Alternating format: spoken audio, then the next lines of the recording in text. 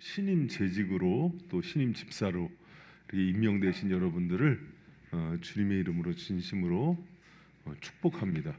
여러분 우리 9분의 그 재직들이 이렇게 새로 세워졌는데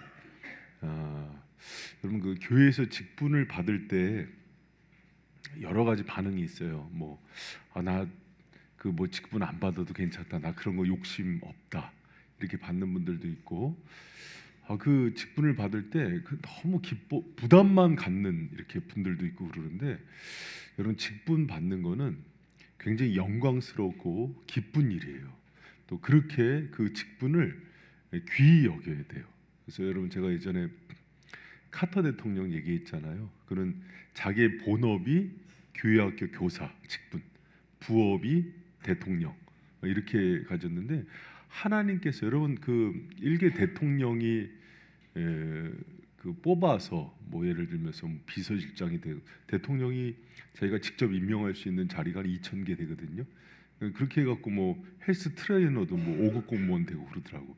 그럼 막 그게 영광이 되잖아요. 근데 이 직분은 하나님께서 여러분 주시고 이렇게 세워주신 거예요. 그래서 그거에 대한 영광과 기쁨과 존귀 여김이 있어야 돼요. 그래서 여러분 옆에 있는 분들하고 인사합시다. 하나님이 부르시고 세우셨습니다. 하나님이 부르시고 세우셨어요. 우리 김윤태 집사님 하나님이 부르시고 세우셨습니다. 아멘. 그래서 저기 부부끼리 이렇게 앉은 분들도 그렇게 딱 하는 거예요. 우리 주일날 사역자들 서로 축복하는 것 중에 하나가 하나님께서 오늘 우리 목사님을 쓰십니다. 이렇게 축복을 하는데, 하나님께서는 자기가 친히 부르시고 세운 사람들을 통해서 영광 받으시고 일하시는 줄 믿으시기 바랍니다. 할렐루야. 여러분 제가 잠깐 이름을 한번 불러볼게요. 우리 전진우 집사님, 이준영 집사님, 김준태 집사님, 한소연 집사님, 김지인 집사님, 오화수 집사님, 그리고 서희연, 소찬영 빠져도 부부들이 같이 빠지니까 좋네.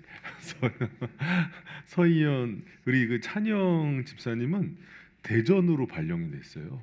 올해. 그래서 지금 주말 부부인데, 우리 희연 집사님은 지금 일이 수요일 날 오늘 잡힌 일이 있어서 이렇게 못 오게 됐습니다. 여러분 제가 집사 직분 예를 들어서 이제 교회에 중직하면은 3대 직분이 있거든요. 그래서 장로, 권사, 안수 집사 이렇게 부르는데, 보통 이제 개혁교회에서는 권사는 임시직이에요. 그래서 사실은 목사, 장로, 안수 집사를 제일 중요히 여기는데, 여러분이 지금 받은 그 직분은 서리 집사예요. 그러나 이 서리 집사가 세우는 기준이나 이런 부분에 있어서 또 역할이 있어서 안수 집사 가기 전에 다 과정이다 이렇게 생각하지 마시고, 교회 청지기로서 일꾼으로서 자기 역할을 감당하는데, 자 여러분 봐요. 장로, 권사, 안수 집사 이렇게 있을 때 이 직분은 어디 안에서 역할을 감당하는 거예요? 교회죠.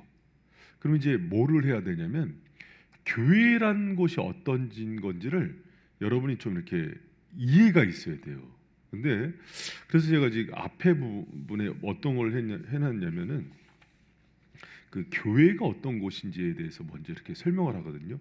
근데 이 교회가 어떤 곳인지에 대해서 설명할 때 제가 교회는 유형교회, 보이는 조직체로서의 교회가 있고 보이지 않는 영적 의미로서의 교회가 있는데, 제가 유형교회로서의 하나님께서 세우신 체계 중심으로 설명을 했어요.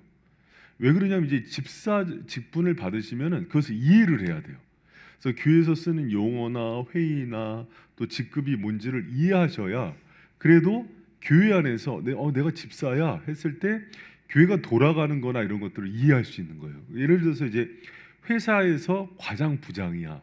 그런데 과장 부장이 회사가 운영 체계나 직제나 사장, 이사, 전무, 부장, 차장이 뭔지도 모르는 예를 들면 과장이야.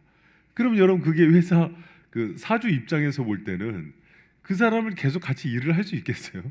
우리 회사가 뭐 하는지도 알아야 되고, 직제가 어떤지도 알아야 되고, 그 직제에 따른 역할이 뭔지도 알아야 되고, 그렇죠?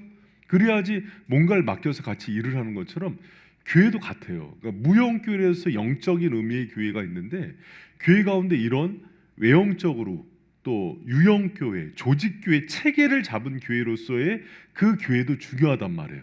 그런데 많은 사람들이 많은 사람들이 그런 어떤 체계나 조직으로서의 교회를 잘 이해를 못해요. 근데 여러분, 이게 상당히 생각보다는 중요해요. 그러니까 이제 저하고 이제 요를 나누면은 왜 중요한지 알게 되는데, 제가 좀 밑으로 여러분한테 가까이 가서 하도록 하겠습니다. 자, 여러분, 그 교회란 것이 하나님께서, 교회는 여러분 잘 알잖아요. 건물은 아니에요. 사람, 그 거듭나 하나님께서 불러서 세우신 성령을 주셔서 인격 성전이 된 성도들의 모임이 교회예요. 그래서 사실은 이 건물은 예배당이거든요. 그래서 이런 어떤 그 무용교회죠. 여러분이 모여서 이렇게 공동체를 이루고, 공동체를 이룬 곳에 하나님께서 역할과 직제와 또 이제 체계를 잡게 하세요. 이거를 사람이 세운 것 같지만은 결국은 성경에 있는 것들을 가지고 세우는 거예요. 근데 이것을 세운 이유가 있어요. 뭐냐면, 자, 이 얘기를 들어보세요. 여러분, 이렇게 지금 보이는 교회 있잖아요. 우리 바이생 교회라는 공동체에 들어왔을 때 이 교회에 뭐 지금 우리가 청장년에서 유치부, 유초등부 다 해서 이제 250명을 넘어가는 그 시점에 있는데, 그럼 한 250명 정도의 성도가 있어요. 이 성도들이 자, 다 구원받았다. 아니, 구원받지 못한 성도도 섞여 있다. 구원받지 못한 성도도 섞여 있을 뿐만 아니라 어쩌면 가룟 유다처럼 이단도 있을 수 있고 시천지도 있을 수 있고 적그리스도도 있을 수 있다. 가능성. 여러분, 교회 울타리 안에 등록하고 와 있다고 해서 다 구원받은 성도가 아니죠. 그럼 여러분도 이 안에는 그렇지 않은 사람, 알곡과 가라지가 섞여 있다는 것을 인정합니까? 인정하죠. 그렇기 때문에 이런 직제와 체계가 더 필요한 거예요. 왜? 교회를 보호해야 되니까. 하나님께서는 여러분, 그 지금 이제 제가 그 걱정이 많이 되는 것 중에 하나가, 과거에 그 7, 80년대 한국 교회 그 무교회주의자들이 있었어요. 그 함석헌 씨를 중심으로. 그건 뭐냐면, 이렇게 보이는 교회, 체계적인 그 교회의 질서를 무시하고 내 안에 성령만 있으면은 내가 교회지 하고서 자기들 나름대로 신앙생활을 지켰던 사람들이에요. 여러분, 그것은 하나님께서 기뻐하지 않는 방법이에요. 하나님은 이 유형의 체계 잡힌 이 교회를 통해서 교회가 연합하고 하나 되고, 때로는 이 안에 있는 가라지들을 대적하고 그 속에서 성도들을 보호하기 위해서 이런 직제들을 주고 체계를 잡아주시는 거예요. 이해가 됐죠? 여러분, 무교회주의 운동하는 사람들 속에서는요, 목사가 뭐 필요해, 장로가 뭐 필요해, 권사가 뭐 필요해, 집사는 뭐 필요해, 그냥 내 안에 예수님이 계시면 그게 전부지, 이렇게 얘기하는 쪽이 그쪽이에요. 지금도 그렇게 얘기하면서 마치 자기가 전부인 양 이렇게 얘기하는 사람도 있는데, 그것은 이단이에요. 예전에 그쪽을 무교회주의 운동이라고 그럽니다. 여러분, 그쪽으로 누군가한테 얘기를 들었다면은 거기 현혹되지 마소. 아셨죠? 그 위험한 그 생각입니다. 그렇게 하면 안 되고, 하나님께서는 여러분 봐요. 이렇게 보이는 조직교회, 체계를 잡힌 교회를 누가 만드셨어요? 예수님이 만드신 거예요. 근데 이것을 이해 못하는 여러분, 이거는 에베소서나 골로새서나 성경에 이 교회의 모형을 주님께서 만드시고, 이 교회의 머리가 예수님이고, 이 몸된 교회 공동체를 만들면서 모든 성도들이 이 교회 안에서 성장하게 만드셨습니다. 믿습니까? 그래서 교회는 성도들의 자궁이라 그래요. 이곳에 와야 성도들이 양육되고 성장하고 자라나게 돼 있어요. 그래서 이 교회에 대해서 여러분이 이 교회의 체계나 질서에 대해서 무시하는 것은 이 교회의 머리인 예수 그리스도를 무시하는 거라는 것들을 꼭 기억하시기 바랍니다. 그럼 여러분 이렇게 생각할 수 있잖아요. 자 봐요. 목사님 그러면은 뭐 이렇게 눈에 십자가 건물 있고 십자가에 달고 그럼 모여 있는 교회가 다 참된 교회입니까? 이렇게 질문하는 거예요. 제가 물어볼게요. 준여 형제, 이 지금 관양동 이쪽만 해도 교회 엄청 많잖아요. 상가교회까지. 그 사실은 그 미자립 교회가 재정적으로나 여러 가지 상황에서 자립하지 못한 교회가 몇 프로 정도 될 것 같아요? 어떻게 알았지? 90%예요. 80%에서 많게는 90%를 잡아요. 그럼 우리 교회처럼 이렇게 재정적인 자립도 되고 사역자가 이렇게 많고 성도가 많은 교회는 사실은 15% 이내에 드는 교회예요. 굉장히 큰 사이즈가 돼요. 그래서 이제 우리 교회는 개척교회라 그러면 욕 먹습니다. 노회에서도 이렇게 우리 노회 시차례에서도 뭐 세 번째, 네 번째로 큰 사이즈가 돼요. 그러니까 그러면 자 봐요. 그러니까 이런 그 교회 속에서 교회들이 많이 있잖아요. 그럼 십자가가 있고 교회에서 이렇게 예배드리고 한다고 다 교회인가? 이거 참 어려운 문제입니다.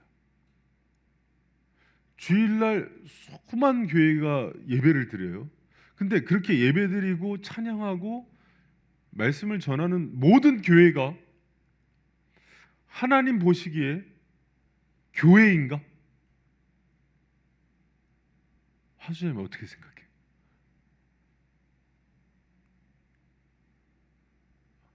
김준태 집사님 어떻게? 그렇죠. 그렇게 얘기하는데 유형교회에서 교회이고 아니고를 기준 삼는 아주 정확한 기준 세 가지가 있어요. 그러니까 이거는 누가 봐도 교회가 아닌 곳이 있고, 그러니까 똑같이 건물은 되게 이제 그 예배당 구조를 다 갖고 있고 앞에 십자가도 막 걸어놓고 뭐 똑같이 예배를 드리는데도 또 이제 법적으로도 교회가 등록돼 있어요, 노회에. 그런데도 거기가 교회가 아닐 가능성이 있다는 거예요. 그걸 알고 계셔야 돼요. 그래서 그것에 대한 분별을 이제는 재직들이 해야 되는데, 제가 교회 그 2페이지 6번에 보면은 교회 표지라고 나와 있어요. 표지가 그런 거예요. 표지가 교회로서 참 어느 교회가 참 교회인지를 어떻게 식별할 수 있을 것인가, 참된 교회의 기준 내지는 그 특징은 무엇인가. 여러분 제가 몇 년 전에 신천지 성도를 만났는데 자기도 알았어 나중에 거기가 이단인지. 근데 못 나와. 왜 못 나오냐 그랬더니 처음부터 거기서 신앙생활을 해서 사람들이 이단이라고 얘기하지만 자기는 여기가 참된 교회 같다는 거야. 그리고 여러분 이단 성도들이 되게 사람들이 좋은 거 아시죠?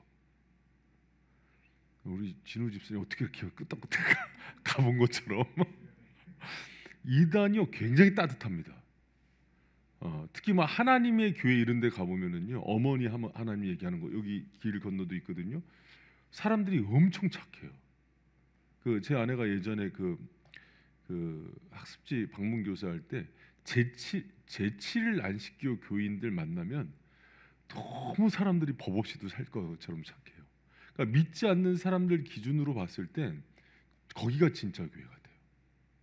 근데 여러분도 알다시피 이렇게 기성교회들 오래된 교회 들어가면 찬바람 쌩쌩 불죠. 숨 막힐 때도 있고 또 고령화돼 버려갖고 교회가 되게 권위적인 시스템도 있어요. 여러분 교회가 어떨 때는 인간미가 안 느껴질 수도 있고 냉정할 수도 있고 차가울 수도 있는데 그게 기준은 아니에요. 근데 인본주의적으로 갈수록 사람의 온정에 끌려요. 그러니까 그렇게 판단하면 안 됩니다. 사람은 대부분 신앙이 없고 본질을 보지 못하는 사람은 인정에 끌려요. 여러분 사기꾼들이 따뜻합니까 차갑습니까? 속아본 사람. 사기꾼들은 굉장히 인간 매력이 있습니다. 김 집사님 그렇지 않아요? 어디 준영 집사님 그렇지 않아? 속아봤잖아. 그리고 돈 꺼달라 그러고 그럴 때 여러분 엄청 잘해주죠. 지인자매 그래? 어. 여러분 이렇게 제비족들이 사람이 차갑고 냉철하고 그래요? 아이고 아니죠. 사모님 그러면서 얼마나 잘해줍니까? 여러분 그런데 그런 기준으로 보통 교회를 분별한다는 거예요. 여러분 그러면 안 되고, 자 봐요. 우리 바이쌤 집사님들은 그런 부분에서 참된 교회의 표지를 정확히 알아야 되는데 세 가지예요. 첫 번째가 뭐냐면 말씀의 참된 전파예요.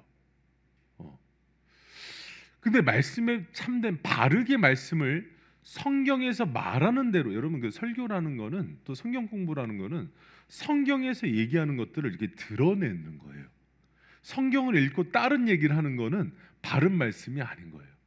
여러분 이단도 말씀 갖고 하는데 문제가 뭐냐면 말씀을 파편화시키거나 하고 싶은 얘기만 하는 게 그게 문제예요. 그래서 바른 말씀을 이해할 때는 항상 교리와 함께 이해해야 돼요.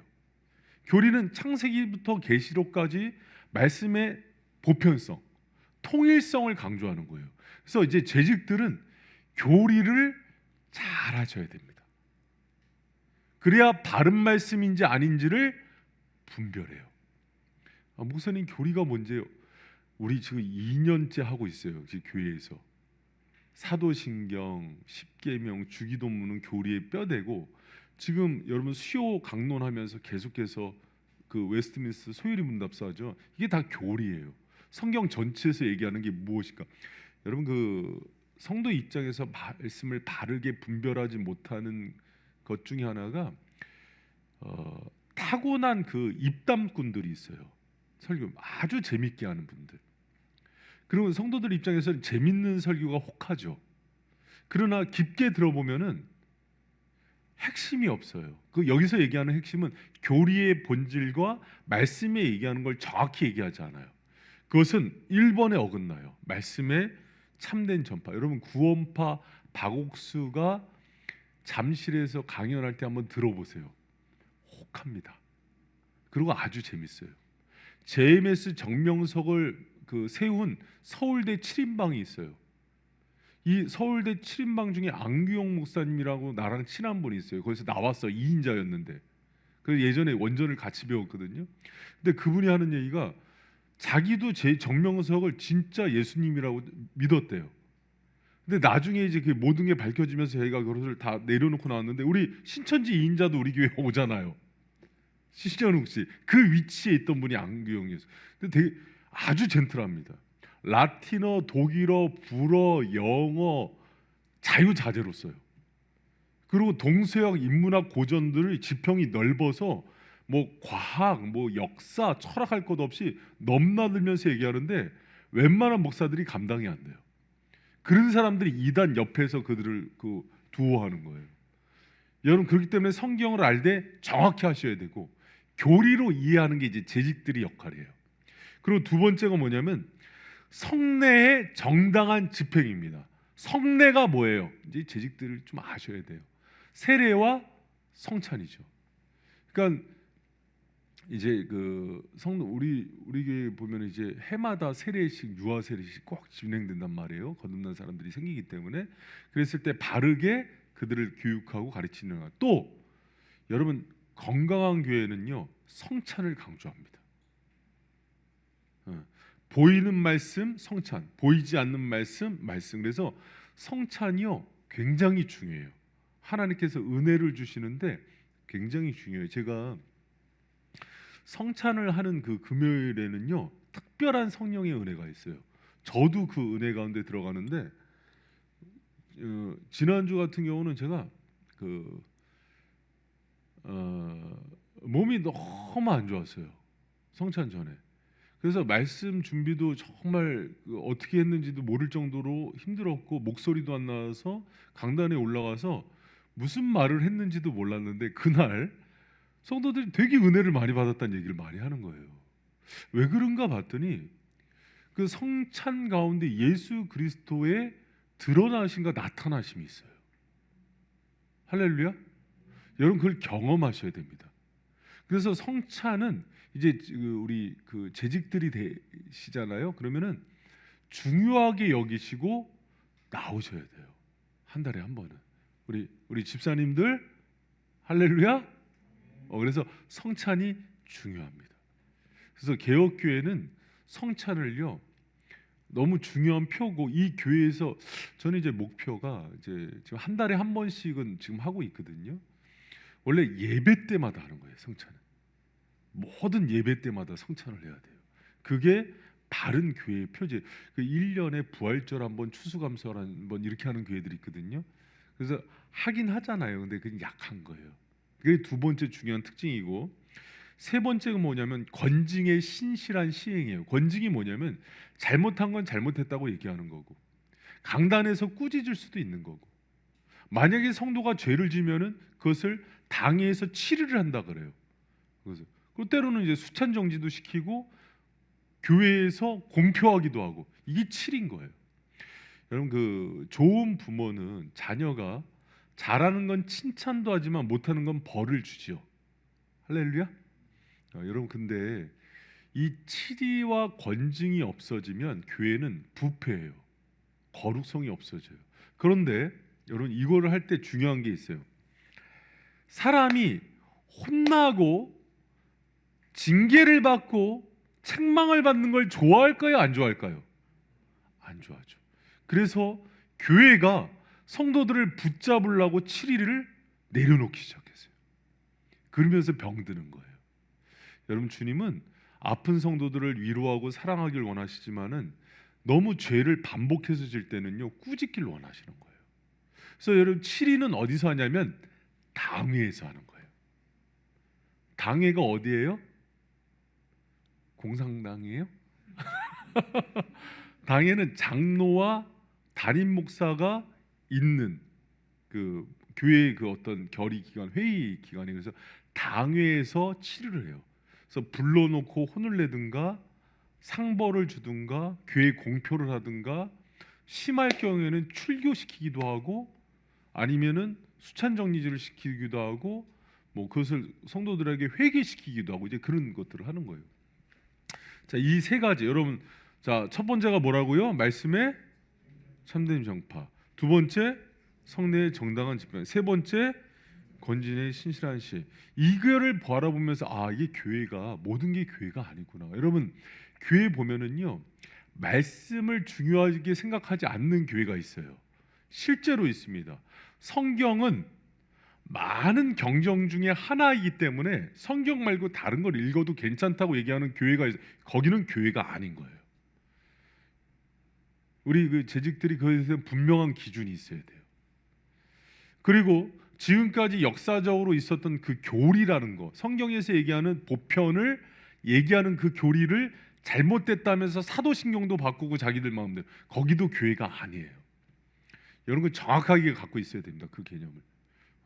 그리고 지금까지 얘기했던 교회의 핵심 진리에 대해서 자기들이 이거는 너무 진부하다, 옛날 거야, 새 시대에는 새로운 걸 해야 돼, 그러면서 얘기하는 거는 이단입니다. 그렇게 가면 안 돼. 진리가 바뀝니까? 2000년 전의 진리와 지금 진리가 바뀌어요? 똑같은 거예요. 그렇기 때문에 교리는 보존되는 겁니다. 아셨죠? 자, 그리고 성찬은요, 카톨릭에서 하는 많은 그런 성례전들이 있지만 그것은 다 하면 안 되고, 세리와 성찬은 너무 중요한 거예요. 거룩히 지켜야 되고, 교회가 상벌이 있어야 되고, 성도들의 잘못을 꾸짖을 수도 있어야 되고, 칭찬을. 그런데 이 꾸짖을 때 제일 먼저 반발하는 게 재직이에요. 그래서 우리 화수 집사님, 만약에 이 청년이 모였단 말이지, 근데 예배 태도가 안 좋아. 그래서 담임 목사가 강단에서 혼을 냈어. 그럼 막 예를 들어서 센 언니들이 담임 목사 물러가라 그러면 화수 집사님이 어떻게 할 거야? 앉으시오. 우리가 잘못한 거요. 그러면서 이 치리는 받아 마땅합니다 하는 게 재직들의 역할인 거예요. 무슨 말인지 아시겠죠? 내가 여러분 믿고 치리합니다. 알고 봤더니 나중에 저기 우리 준영이 이제 선동하고 그런 거 아니지? 그럴 사람도 없죠. 그래서 그런 것들을 같이 운영해 나가는 사람들이 재직인 거예요. 이해가 되셨죠? 자, 그리고 그렇다면은 교회 안에 여러분 이제 이런 용어들을 알아야 돼요. 교회 안에는요, 여러분, 예를 들어서 우리가 노회에 성도들에 대한 신급이 어떤지 보고해 주세요 하면은 교인을 5종류로 분류를 해요. 그게 이제 7번에 나오는 거예요. 교인은 어떻게 구분되는가 할 때 원입교인, 학습교인, 유아세례교인, 입교교인, 세례교인으로 나눠요. 여러분 이거 이제 오늘 처음 듣는 분도 있을 거예요. 원입교인은 여러분 이거 알고 있어야 됩니다. 이제 직분자들은 원입교인은 뭐냐면 교회 지금 다니고 있어요. 저희 교회도 그런 사람들이 있죠. 다니고는 있는데 공식 예배엔 참석하지만은 아직 세례받지 않은 사람이에요. 그걸 원입교인이란다. 따라합니다. 원입교인. 자, 학습교인은 만 14세 이상 된 세례교인 아니에요. 중간에 믿었어요. 교인으로 6개월 이상 지금 참석해서 학습 세례를 받은 거예요. 우리 교회 그 있죠. 지금 미진자매, 또 배복은 형제, 유리자매. 지금 이제 나이도 있고 청년들이지만은 학습교인인 거예요. 거기는. 그럼 우리가 분류를 할 때 학습교인으로 분류해요. 그러면 유아 세례교인이 있죠. 우리 뭐 시온이, 하온이, 시연이, 다은이 다 유아 세례죠. 다 유아 세례예요. 그러니까 그렇게 태어날 때부터 믿는 부모의 가정에서 그 부모의 신앙을 보고 세례를 주는 경우죠. 그러면 입교인은 뭡니까? 그 유아 세례 받은 아이들이 만 14세가 되어서 자기 신앙으로 내가 어렸을 때 부모의 신앙에 의해서 세례를 받았지만 이제 그 하나님을 내가 믿습니다 했을 때 입교시키는 거예요. 그러면 세례 교인은 뭐냐면은 학습교인 이후 6개월 지난 자를 세례를 주는데 그래서 총 1년 다녀서 세례 받은 사람이에요. 그러니까 여러분 이렇게 이거를 이제 알고 있어야 돼요. 그래서 원입이 뭐야? 입교가 뭐야? 이러시면 안 되고 너 입교했어? 이것들을 이제 집사님들이 지도를 해줄 수 있어야 돼요. 그러니까 우리 예를 들어서 이제 우리 준영 집사님이 유치부 가잖아. 유치부 갔는데 저기 유아 세례 아이들도 있는 거야. 그럼 부모님한테 없는 애들도 있는데 그 유아 세례가 만 7세, 만 6세까지 받을 수 있나? 그렇죠. 그렇게 될 거예요. 그러면 그런 것들도 이제 얘기해주고 요게 재직들의 역할인 거예요. 그리고 성도들이 지금 원익교인인지 학습교인인지도 분류해서 성도들을 돌보고 섬기는 일들을 하는 그 위치에 섬기는 자들로 이제 여러분이 세워지는 겁니다. 자, 그러면 이제 5종류의 교인 구분이 되죠. 자, 그런데 또 그뿐만 아니라 교회에서는 직분이 있어요. 직분이 있는데 비상직원, 항존직원, 임시직원, 준직원이 이렇게 있는데 사도와 선지자는 비상시에 있었고 지금은 없는 직분입니다.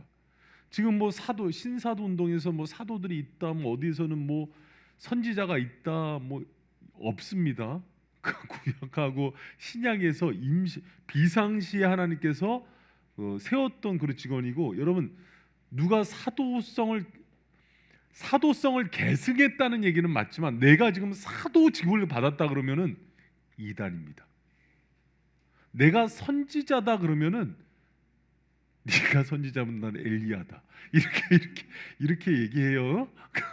사도는 비상 없는 겁니다. 자, 그러면 항존직원, 임시직원, 중직원이 있는데 항존직은 직분의 중요함에 따라서 한 번 받으면 이게 영속되는 직분, 그래서 직분이 중요하기 때문에 그래서 목사, 장로, 집사가 한 존재인데 여기서 집사는 여러분이 받은 집사는 서리 집사인 거예요. 그리고 교회에서 안수 집사가 항존직인 거예요. 이해가 됐죠? 이해가 됐죠? 그래서 서리 집사는 1년마다 사실은 다시 임명하게 돼 있어요. 안수 집사는 한 번 안수 받고 나서 이 사람이 특별한 중징계나 죄를 짓지 않으면 계속 유지가 돼요. 자, 그리고 임시 직원은 권사, 남녀 전도사, 남녀 서리 집사, 준 직원은 목사 후보생, 강도사 이렇게 돼 있어요. 그래서 목사, 장로, 안수 집사가 항존직이고 나머지는 임시 직원, 준 직원 이렇게 됩니다. 그리고 여러분 교회에서는 3대 회의가 있습니다. 자, 교회에 무슨 회의가 있다? 3대 회의가 있다. 자, 따라합니다. 당회, 재직회, 공동의회. 여러분 그 당회는요 7위회라 그래서 노회와 총회와 함께 전체 7위회를 구성하는 조직이에요. 그리고 이 상회에서 결정된 것들을 하급 그 기관에서 이제 처리하는 게 재직회, 공동의회인데, 공동의회는 우리 얼마 전에도 그 예결상 공동의회 한다 그랬잖아요. 세례 교인 이상 모든 등록 교인이 공동의회 자격이 주어집니다. 그럼 재직회는 여러분이 이제 드디어 재직회에 소속이 되는 거예요. 서리집사 이상 모든 교회의 직원들을 재직이라고 부릅니다. 그래서 여러분이 재직인 거예요. 그러니까 자 저를 따라 가슴에 손을 얹고, 주님, 제가 교회의 재직입니다. 여러분이 재직이 된 거예요. 그래서 모든 교회의 중요한 의결 회의에 참석을 하게 돼요. 그래서 교회에서 예를 들어서 이제 그 예결산, 뭐 특별재정 수지 관리, 또 기타 중요한 안건들을 토의하고 그럴 때 재직들이 모여요. 저희 교회가 이제 그 개척교회에서부터 이렇게 나갈 때 선교사를 파송해야 된다. 그러니까 그 어떤 그런 직원들 이제 파송 문제할 때 당회에서 의결을 하면은 최종 결정을 공동의회에서 모여서 투표로 결정을 해요. 그리고 이제 나중에 여러분 중에서 안수집사도 그 권사 장로들 이렇게 뽑히는데, 그때도 공동의회에서 투표를 해요. 그래서 3분의 2 이상이 표를 받아야 됩니다. 이해가 됐죠? 그래서 여러분 공동의회 3대 회의가 당회는 장로님과 담임 목사 중심으로 이제 들어가는 거예요. 그래서 당회, 재직회, 공동의회가 있다. 그리고 이제 여러분은 재직회에 소속된 회원이 된다. 이제 그것을 꼭 기억하시기 바랍니다. 그러니까 여기 나오는 이 어떤 교회 전체적인 체계와 또 흐름과 성도들을 분류하는 거, 교회가 운영할 때 중요한 회의들, 이 정도는 이제 알아야 되고, 자 그렇다면은 자 그다음 페이지 보면은 재직에 대해서 이제 설명하면서 제가 장로, 권사, 안수 집사의 이제 어떤 그 자격과 직무와 또 어떤 일을 하는지에 대해서 이렇게 써놨는데, 자 우리 그 2페이지로 한번 넘어가요. 2페이지.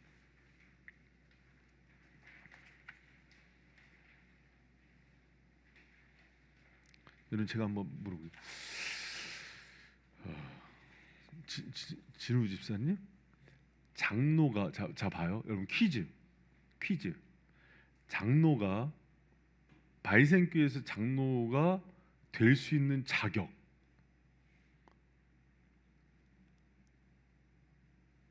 몇 살부터 될 것 같아요? 남자가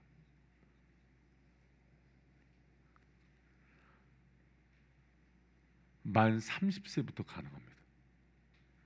근데 요거를 그래서 그 예를 들어서 이제 40 넘었는데 요번에 장로 한번 장로 권면을 하거나 그러면 저 어린데 아니에요.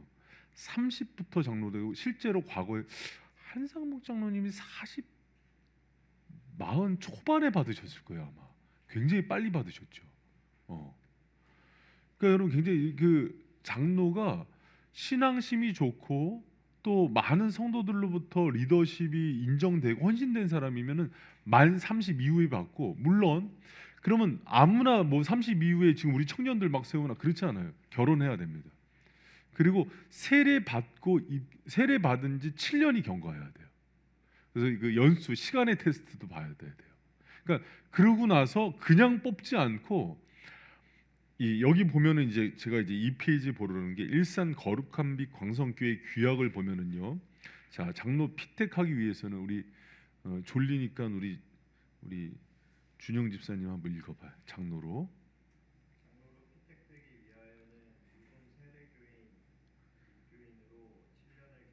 세례교인으로 7년을 경과해야 돼요. 세례 받고 나서 또 온 교회 출석 3년 이상이며 45세 이상인 자로서 다음에 명시한 절대 준수 사항을 갖추게 하며 종합평가 항목에서 80점 이상을 평가받아야 합니다. 자 봐요. 1페이지에는 자격이 30세로 돼 있거든요. 그렇죠?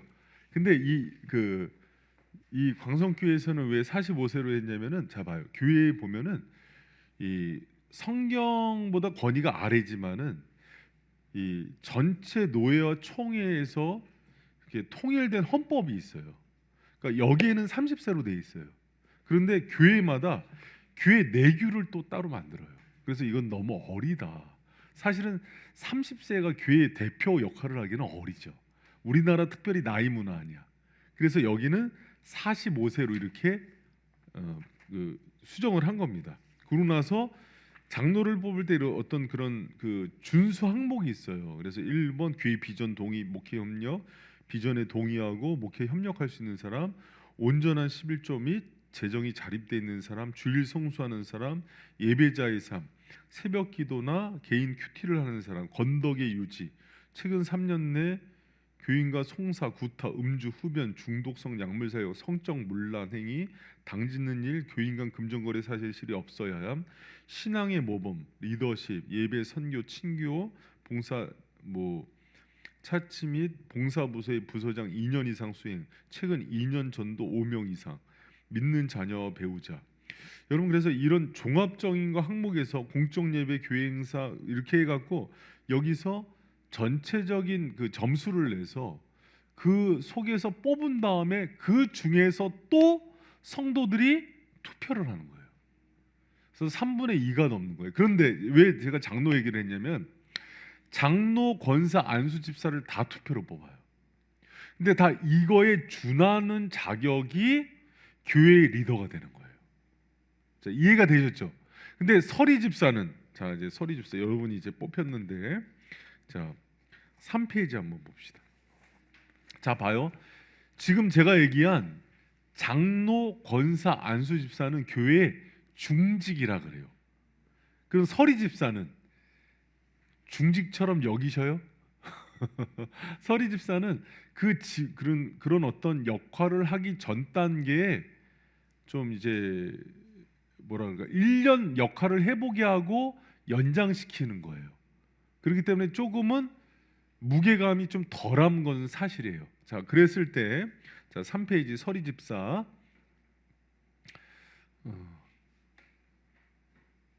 우리 진우 집사님 한번 서리 집사 직무. 서리 집사의 경우에는 주일 성수와 함께 교회에서 진행되는 모든 공적 모임에 성실하게 참석해야 하며 성도 생활에 있어서도 11조는 모든 감시관으로 요구합니다. 또한 은사를 따라 책임 있는 일로 주님의 교회에 일기를 섬기게 제시합니다. 서리 집사의 경우는 주일 성수와 함께 교회에서 진행되는 공적 모임을 성실하게 참석하고 근데 뭐 예를 들어서 새벽에 빨리 출근해야 되는데 시간 안 맞는데 뭐 직장 그만두고 그런 건 아니에요. 그러나 교회에서 제자 훈련이 뭐 예를 들면은 그 교사나 우리 교회에서는 이제 서리 집사가 되기 위한 내규로 제자 훈련이나 교회 교육을 이렇게 해놨단 말이에요. 그런 것들을 필히 참석하고 또 하나님께 드리는 삶이죠. 헌신하는 삶을 뭐 여러 가지로 측정할 수 있지만은 사실은 이제 물질로도 드리고 자기 삶도 드리는 것들을 보면서 이제 뽑는 거거든요. 근데 그 부분에 있어서 서리 집사는 사실은 다른 중직들에 비해서는 일정한 과정만 통과하면은 이렇게 세우는 거예요. 담임 목사 직권으로 이렇게. 그러면서 장로님들은 당회에서 결정권이 있는 거예요. 다 장로님들하고 같이 이렇게 된다 그러면 이제 교회 어른이 되는 위치에 있는 분들이 괜찮습니다. 그러면 이제 통과를 시키는 거죠. 그래서 여러분이 서리 집사로 이렇게 뽑힌 거고, 자 밑에 보면 자격에 진실한 무흠 입교인 중에 당회가 선택하는 거예요. 당회는 교회 의결 기관 중에서 장로와 담임 목사로 구성된 곳이라 그랬어요. 1년간 집사의 직무에 심호하게 된다. 그럼 1년하고 끝나는 게 아니라 보통 관례상 해임하지 않으면 계속 연속인 거예요. 이해가 됐죠? 그러니까 여러분 이제 집사로 임명이 되면은 보통 어느 교회건 중간에 해임하진 않아요. 서리 집사를. 특별한 사유가 예를 들어서 뭐 준유 형제가 우리 또 호박 나이트 클럽에서 술을 먹고 수천 마을에서 막 오바이트하고 막 엎어져 있고 이게 발견돼 갖고 그럴 때 아주 중한 죄를 뭐 졌을 때는 징계를 내릴 수는 있어요. 그랬을 때는 이 권고 사직 해임은 되게 중징계예요. 그래서 집사 직분을 뺏기도 합니다. 그러니까 목사가 죄를 지면 면직시켜 버릴 때도 있어요. 장로가 죄를 져도 면직 처분을 해버릴 때 그런 중징계예요. 그보다 이제 제일 수위가 높은 거는 쫓아낼 때가 있어요. 출교. 그건 막 이단에 빠지고 그랬을 때는. 그러니까 그런 징계도 하는데 그 정도 아니면은 서리 집사는 계속 연임이에요. 이해가 되셨죠? 네. 자, 그리고 세례 교인과 초신자도 이제 그 이렇게 분류를 한 건 뭐냐면은 세례 교인의 경우는 주일 성수, 주중 공예배와 제자 훈련과 성경 공부에 참여할 것을 요구받는다. 그러니까 이렇게 하세요 권면을 하죠. 그리고 교회 공동의회 일원으로 참여하는 자이므로 당연히 헌금의 의무를 감당해야 된다. 강요는 하지 않습니다. 그냥 그 부분을 그 얘기를 이렇게 해주죠. 그리고 혹 본인이 원할 경우에 본인에게 주어진 은사에 따라서 교회 안에 다양한 일들을 봉사할 수 있다. 자, 화수자매 밑에 초신자 그 초신자의 심정으로 한번 읽어주세요. 귀하다. 그래서 주일 성도만 해도 귀하다. 다 그리고 밑에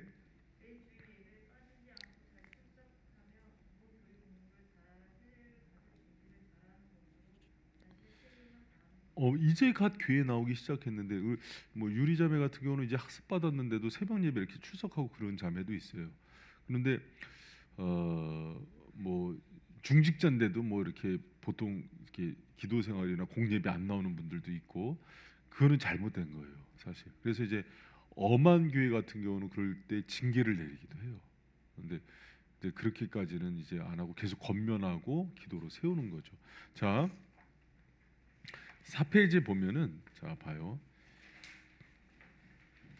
교회와 직분자 해서 재직들의 활동의 자리인 교회가 무엇인지를 잘 알고서 직분자는 이렇게 지금 교회에 대해서 전체 조직 교회나 교회 체계를 제가 이렇게 다 설명했잖아요. 그것을 잘 보세요. 그 전까지는 관심 없어. 나 그냥 교회 어떻게 하는지 잘 몰라. 그냥 나 가서 은혜 받고 내 생활이 중요했다면 직분자가 되고 나서는 교회 전체를 이렇게 훑어보는 거예요. 여기에 원입교인이 누가 있지? 세례교회가 누가 있지? 또 교회에서 지금 그 어떤 봉사가 필요하지? 또 교회가 지금 재정적으로 운영은 잘 되고 있나? 교회가 관리가 잘 되고 있나? 이것을 쳐다보는 위치에 있는 사람들이 집사 직분에 위치인 거예요. 그러니까 여러분은 이제 위치가 이제 초신자 또 이제 뭐 갓 태어난 거 어떤 뭐 이제 등록한 세례 교인 그냥 일반 성도에서 벗어나서 교회를 관리하고 성도를 돌보고 그런 위치에서의 시야를 갖고서 나가야 되는 거예요. 이해가 됐죠? 그래서 집사 재직이라는 게 바로 그런 역할을 하는 거고 교회는 여러분 그 사람이에요. 그래서 성도들을 잘 돌보는 일을 하는 거고요. 또 그리스도가 머리이시고 우리 주님이시기 때문에 그분이 소중히 여기는 교회, 그분의 몸된 교회라 그러잖아요. 그 교회를 사랑하고 헌신하는 일들을 하는 거고 또 교회 일꾼을 세워 다양한 일들을 감당하기 때문에 여러분 요거는 꼭 기억하셔야 됩니다. 이제 집사가 되잖아요. 여러분이 작은 거래도 하나씩은 섬기기 시작해야 되는 거예요. 목사님 나 섬기기 싫은데 재직의 기본 디아콘이라는 집사란 의미가 먼지를 일으키는 사람이에요. 청소를 하거나 섬기기 위해서. 그래서 여러분이 봉사와 섬김 또 은사에 맞게 막 억지로 하는 게 아니라 자기 은사에 맞게 봉사와 섬김을 시작하셔야 됩니다. 자, 그러나 이제 예를 들어서 이거죠. 자기 개인적으로 아니면 건강의 문제 때문에 아니면 뭐 회사의 기업의 문제 때문에 너무 바빠서 못할 경우에는 담임과 상담을 해요. 그럴 만한 이유가 있군요. 그랬을 때는 뭐 삶의 예배자로서 또 자기의 가정과 기업을 잘 꾸릴 수 있도록 도와주죠. 그러나 이제 최소한 주일 성수를 해야 되는 거예요, 여러분이. 주일 성수를 하고 또 주일 같은 때 하루만은 주를 위해서 교회를 섬기는데 시간을 내어서 쓰는 사람들을 재직이라 그런다. 아셨죠?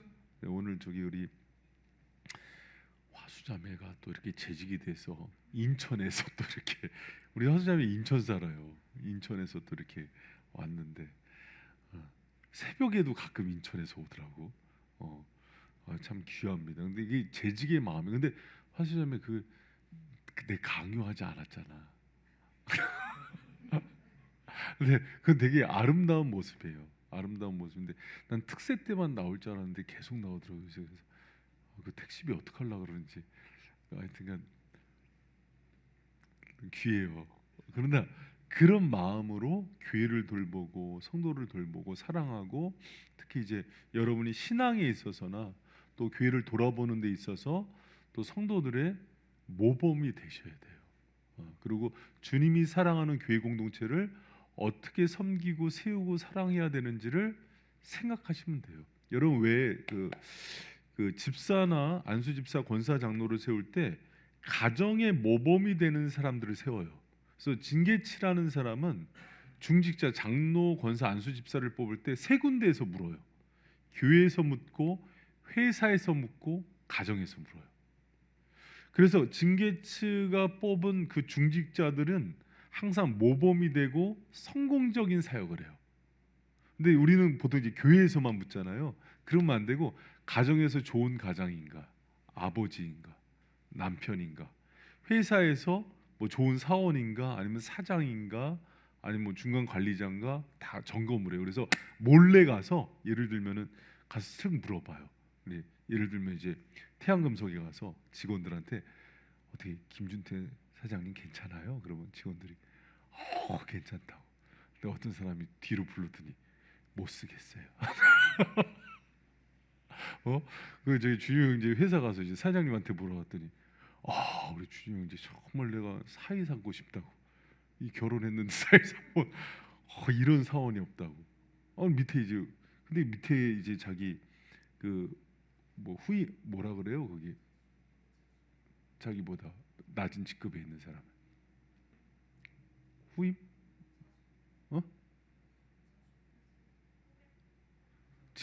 부사수라 그래 직장에서 군대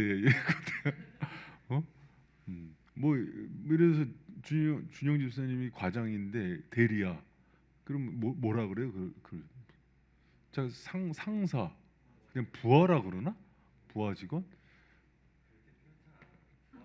그렇지 요새 부하 직원 이런 말 안 쓰지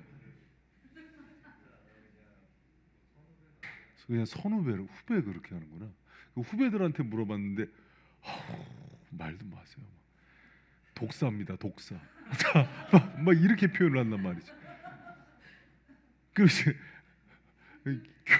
교회하고 다르네 이 뭐지 이렇게 그래서 그렇게 이제 체크를 하면서 세우는데 아직까지 우리나라는 그렇게까지 세우는 데는 없어요. 그러니까 가정과 교회까지는 봐요. 근데 직장까지는 안 보는데 원래 세 군데를 보는 게 가장 완벽한데 그렇게까지 조사하면 뭐 형사도 아니고 그렇잖아요. 국정원 요원도 아니고 그렇게까지 할 필요가 있을까? 근데 여러분 제가 왜 이 얘기를 하냐면 봐요.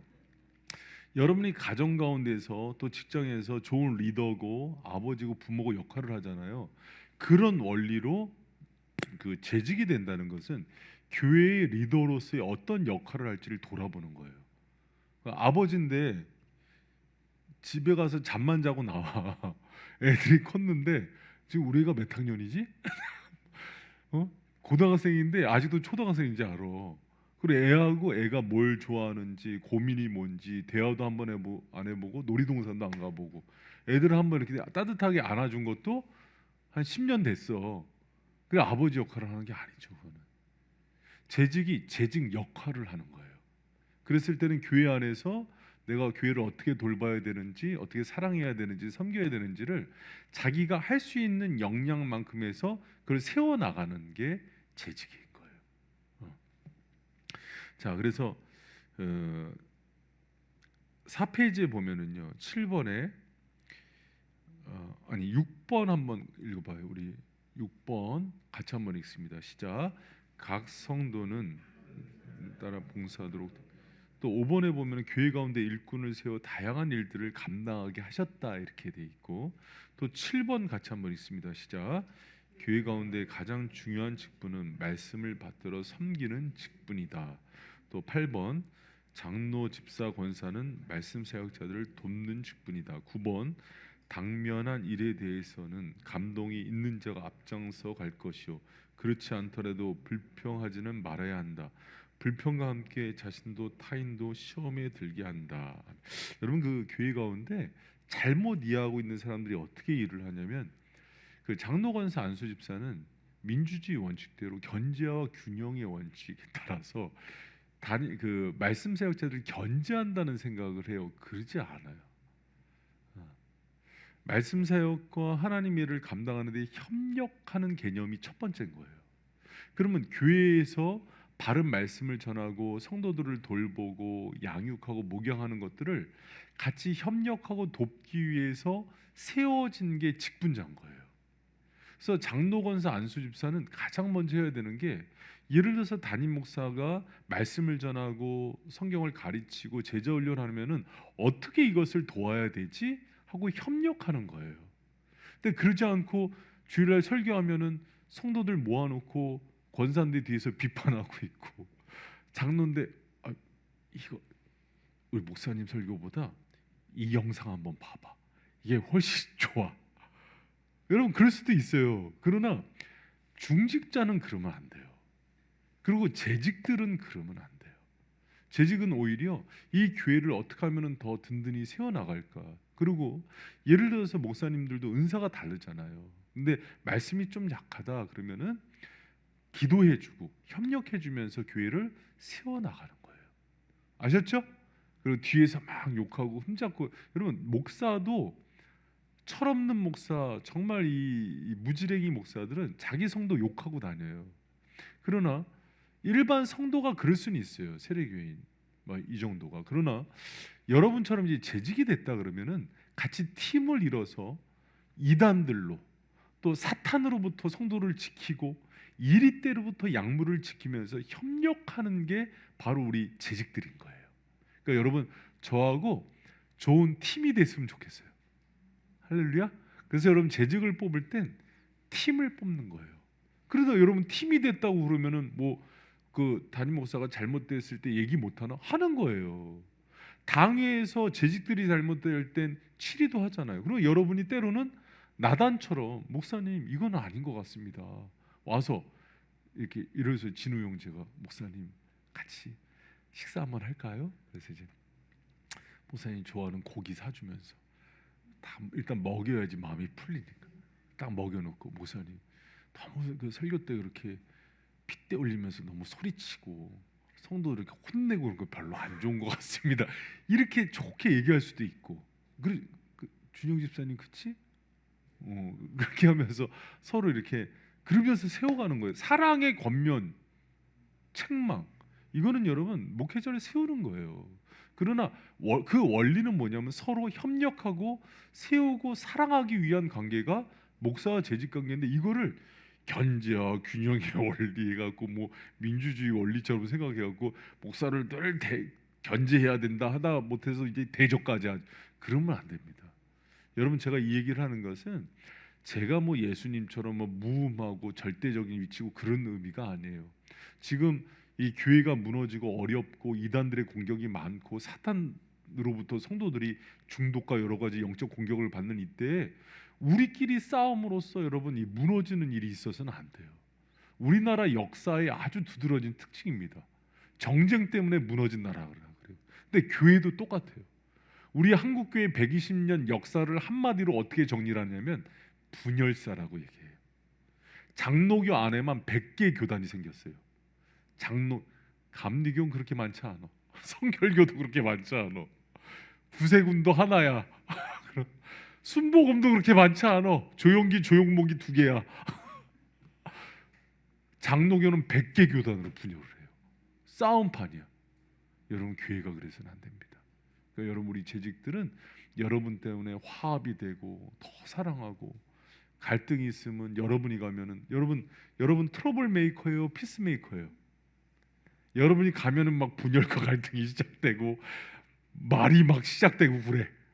근데 어떤 재직들은 가면은 평화가 오고 갈등이 사라지고 하나가 돼. 여러분 그런 역할하기를 부탁드립니다. 우리 화수자매가 또 이제 이청년 샘지기가 됐잖아. 화수자매만 나타나면 그냥 사랑으로 확 하나가 되는 거야. 할렐루야. 또 여기서도 이제 우리 샘지기들이 일어나고, 우리 나중에 이제 우리 준영 집사님도 샘지기 했었잖아. 또 이제 앞으로도 하고, 그래서 뭐 리더들이 일어나지 않겠어요. 그러면 여기서 이제 그 리더들이 딱 하면은, 사람은 기본 성향이 부정적이고 비판적인 성향이 먼저 나와요. 뒷말하기 좋아하고. 그러나 재직들은 넓은 가슴으로 다 끌어안으면서 오해도 이렇게 다 상쇄시키고, 그러면서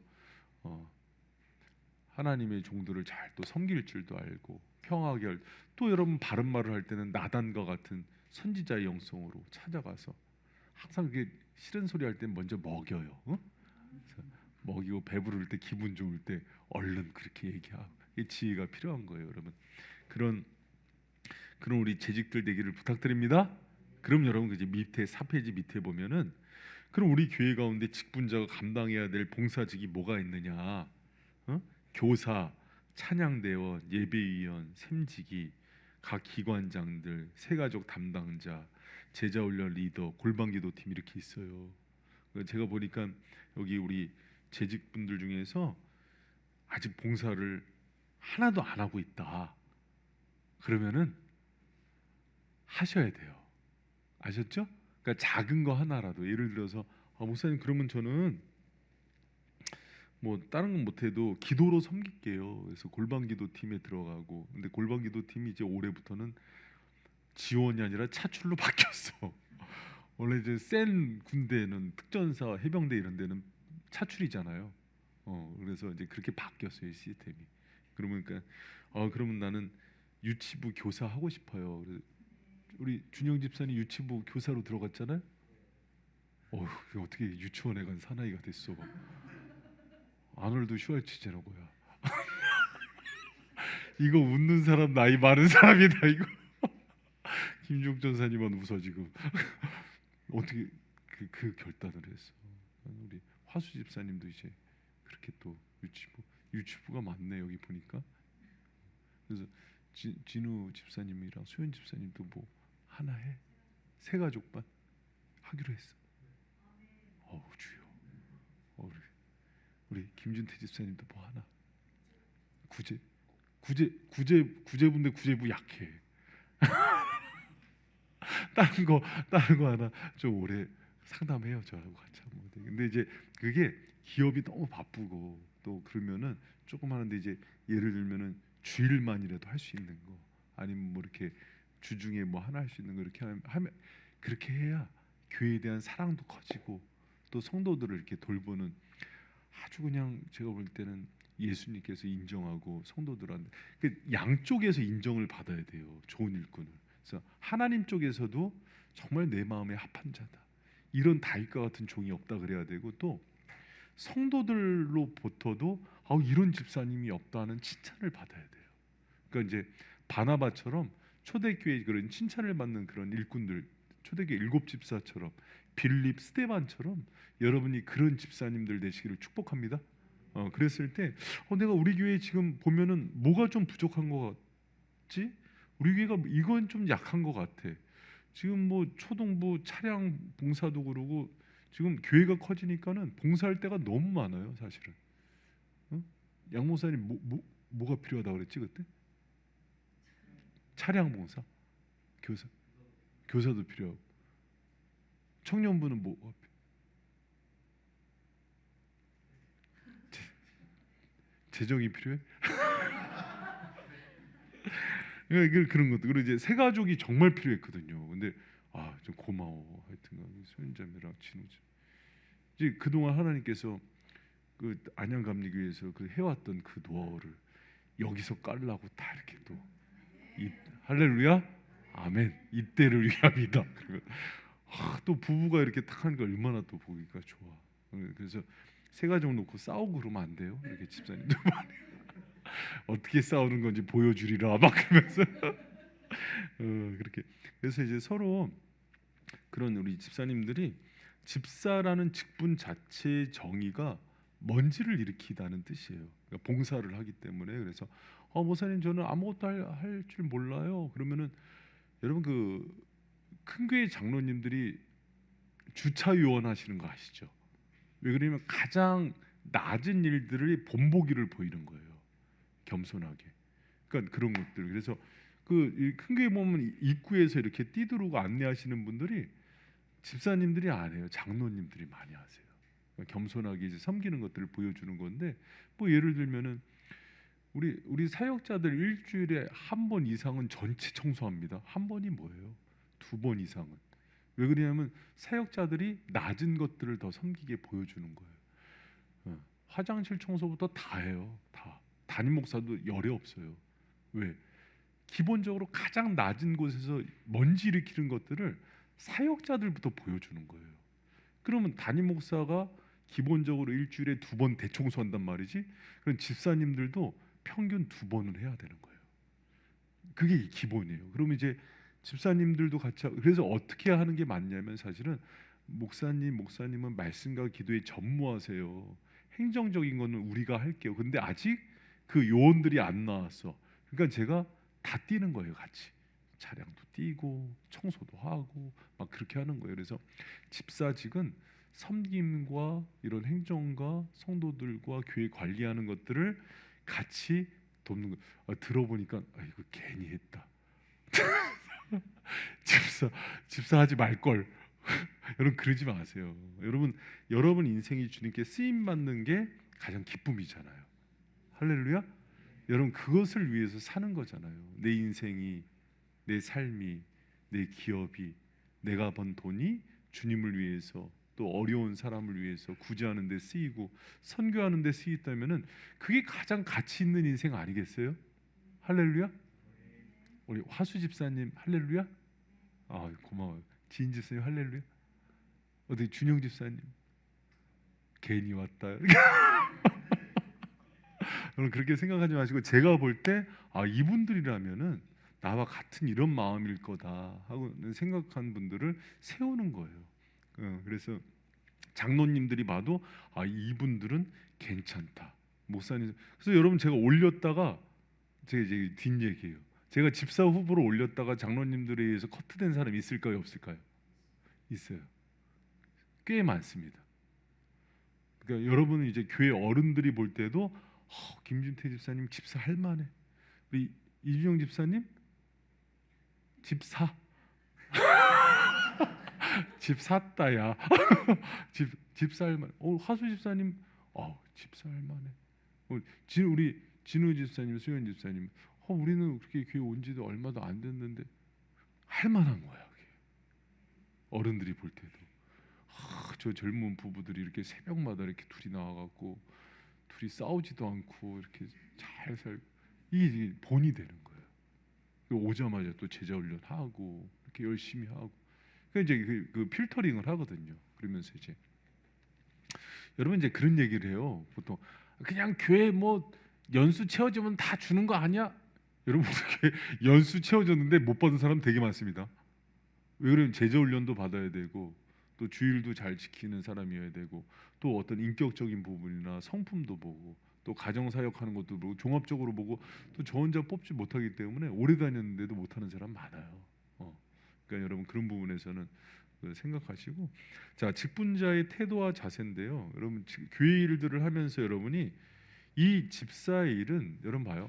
사람과 관련된 일이 아니라 주님과 관계된 일이기 때문에 주님의 칭찬만 바라고 감당하는 거예요. 하나님 앞에서 코람데오의 정신으로 하는 거고 또 일만 보지 말고 사람을 배려하고 사람만 보지 말고 주님을 바라보는 시선 속에서 일을 하는 거예요.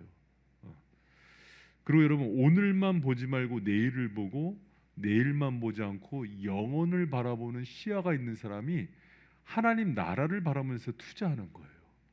여러분 그랬을 때 하나님이 어떻게 우리의 삶을 복되게 하는지를 경험하는 저와 여러분 되시길 축원합니다. 그리고 일만 하지 말고 그 일과 사건을 거치면서 예수 그리스도를 닮은 인격으로 성숙하세요. 여러분 제가 이제 한 가지 말씀을 드릴게요. 일을 많이 하는 사람은 세상에서도 욕 많이 먹는다 그러죠. 그래서 욕 안 먹으려고 일 안 하잖아요. 여러분 정말 어리석은 거예요. 교회에서도 앞에 나서고 많은 일을 하다 보면은 많은 얘기도 듣고 피곤해져요. 그러나 그걸 꼭 경험하세요. 왜 그러냐면 그래야 성화가 돼요.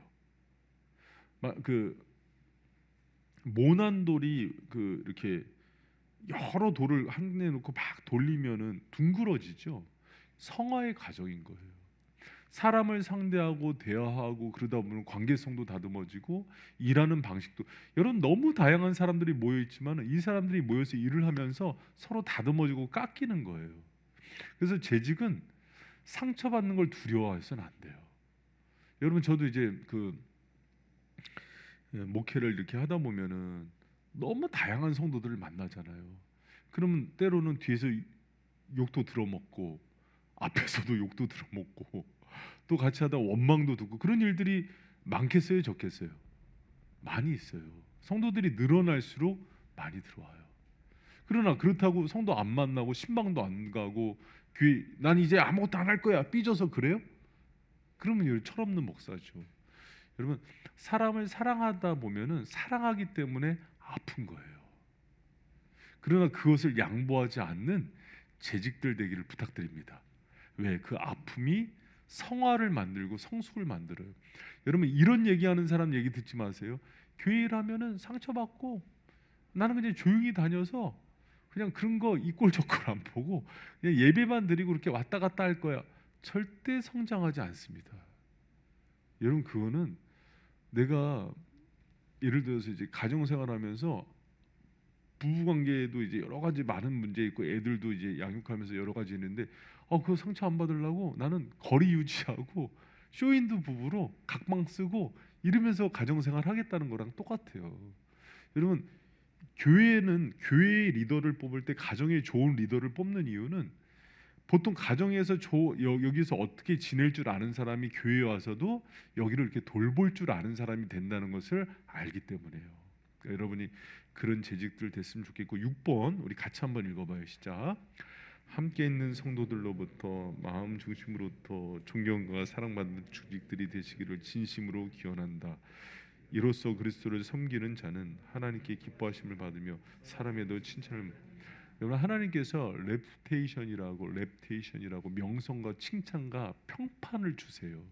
그래서 하나님이 인정받는 사람은요. 우리 요새 뭐 다니엘서 새벽마다 하는데 그 왕조가 세 번이 바뀌어도 다니엘의 그 명성이 자자해요. 그리고 사람들로부터 인정받고 존경받는 사람이 돼요. 여러분이 그런 평판, 랩테이션의 축복이 임하기를 축원합니다. 그래서 하나님께도 그런 칭찬을 받고 세상 사람들한테도 그런 칭찬을 받는 그런 은혜가 있기를 부탁드립니다. 또 이렇게 집사 동기 분들입니다. 또 동기분들이랑 또 이렇게 만나니까 좋죠. 그 사람이 아무것도 아닌 것 같은데 이제 봐요. 나는 뭐 괜찮아 마음 비었어 그러는데 이렇게 있다가 예를 들어서 이제 뭐 한 1, 2년 후에 진우 형제가 안수 집사가 됐다. 여기는 이제 다 그냥 소리 집사로 있다. 허수 자매가 권사가 됐다. 예를 들면 그 사람 기분이 아무것도 아닌 것 같은데도 마음이 좀 뭔가 부럽기도 하고 난 뭐지 하는 생각도 들고 그렇게 돼요. 신기하게. 왜냐면 그게 뭐 다른 것보다도 교회 안에서 성도들이 또 이제 뭐 교회 이제 어떤 리더십들이 인정받고 하나님께서 또 이제 세워주는 그 위치고 그러니까는 그런 부분에서 좀 박탈감도 있고 그래요. 그래서 나는 뭐 마음 비웠어. 뭐 나 그런 거 안 해도 돼. 그렇게 생각하지 말고 소중히 여길 줄도 알아야 되고 또 이제 그렇게 또 내가 때가 돼서 이렇게 성장하면서 거기에 맞는 직분을 얻는 거에 대해서 거룩한 욕심이 있어야 돼요. 그래서 제가 이제 다른 거 세상 욕심은 내려도 하나님을 향한 욕심은 내리지 말라. 이제 그렇게 얘기하는 게 그런 거예요. 이제 봐요. 이렇게 있는데 갑자기 이렇게 이 후배 기수에서 장로가 나왔다? 그러면 갑자기 멘붕이 와요. 장로는 뭐냐면 이제 교회에서 담임 목사하고 거의 같은 정도의 리더십이에요. 그래서 교회를 이끄는 거거든요. 대표자로서 뭐 세상으로 얘기하면 국회의원이죠. 대표, 성도들이 뽑은 대표자가 되는 거거든요. 이제 그랬을 때 하나님께서 주시는 축복도 있고 은혜도 있고, 그러니까 여러분, 그러나 우리의 마음은 높아지려고 받는 게 아니에요. 섬기려고 받는 위치지. 그러니까 이제 그런 마음으로 이제 서야 되고, 여러분이 주님께서 주신 직분을 귀히 여기고 그것으로 사람을 살리고 교회를 세우는데 쓰임 받는 집사님들 되시기를 축복합니다. 여러분, 이렇게 제가 이렇게 그 9분이거든요. 이번에 다 세워진 분들이 다 보는데 든든하더라고요. 마음 든든하고 정말 신실한 주님의 또 일꾼들이 세워졌으니까, 교회, 제가 그래서 교회는 사람이라고, 그 일꾼이 든든하게 세워지면 교회가 더 견고해지는 거예요. 여러분 통해서 주님의 교회가 살아나고, 여러분 그거 아세요? 코로나 3년 동안 지금 교회들이 다 무너지는 거. 여러분, 그런 무너지는 한국 교회에 대안이 되는 집사님들 되시길 축원합니다. 교회가 무너지고 성도들이 이렇게 아프고, 코로나 3년 동안 중독자들도 너무 많아졌어요. 그런 상황 속에서 뒷짐지고 있는 성도가 아니라 주님 위해서 정말 땀 흘려 뛰는 그런 선한 일꾼 되기를 축복합니다. 네, 기도하겠습니다. 하나님 감사합니다. 오늘 재직 세미나를 통해서 우리에게 어떤 재직이 돼야 되는지, 또 교회가 어떤 곳인지, 또 우리가 보이는 그 유용 교회의 체계와 직제가 어떤 것인지를 알게 하여 주시고, 우리가 하나님 무지한 자가 아니라 지혜로운 자, 또 하나님 그리스도와 교회 몸된 교회에 대해서 누구보다도 관심 갖고 그들을 돌보는 그런 은혜들을 허락하여 주시고 깨닫게 하여 주시니 감사합니다. 하나님, 우리에게 맡긴 직분대로 또 섬기고 사랑하고, 내가 할 수 있는 은사에 따라서 하나님 뒤에서 뒷짐지고 있는 자가 아니라 주님을 위해서 앞장서서 뛰는 자들 되게 하여 주시옵소서. 하나님, 모든 것들을 주님께서 공급해 주심을 믿습니다. 하나님께서 그렇게 주를 위해서 헌신하고 수고하고 또 많은 성도들을 돌보는 그 자리에 있을 때 건강도 주시고 또 물권도 허락하여 주시고, 많은 사람들의 관계 속에서 지혜와 명철을 주셔서 다니엘과 같은 출중함과 탁월함이 우리 집사님들 가운데 임하게 하여 주시옵소서. 하나님, 많은 교회들이 어려워지고 또 교회가 무너지는 이때에 하나님 집사님들에게 탁월한 리더십 주셔서 교회를 살리고 회복시키고 성도들을 세우는데 쓰임 받는 인생 되게 하여 주시옵소서. 감사드리며 예수님 이름으로 기도합니다. 아멘. 아멘. 감사.